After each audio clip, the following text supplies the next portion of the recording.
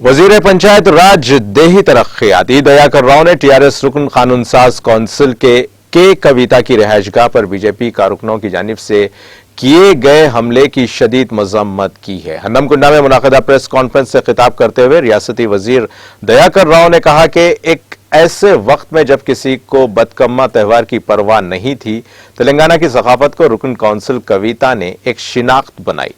ऐसी खातून की रिहाइशगाह पर हमला करना एक नामुनासिब बात है। उन्होंने कहा कि केसीआर का खानदान एक बेदाग खानदान है। उन्होंने कहा कि चंद्रशेखर राव ने रियासत तेलंगाना की तश्कील के लिए अपनी जान की तक परवाह नहीं की। उन्होंने कहा कि टीआरएस के खिलाफ बीजेपी की गुमराह कुन तशहीर से वजीर आला केसीआर खौफजदा होने वाले नहीं है, जबकि केसीआर ने इस तरह के कई वाकयात का डट कर मुकाबला किया है। रियासती वजीर दयाकर राव ने बीजेपी सदर बंडी संजय की जानिब से चलाई जाने वाली यात्रा को भी अपनी शदीद तनकीद का निशाना बनाते हुए कहा कि बंडी संजय अवाम को उकसाने की कोशिश कर रहे हैं।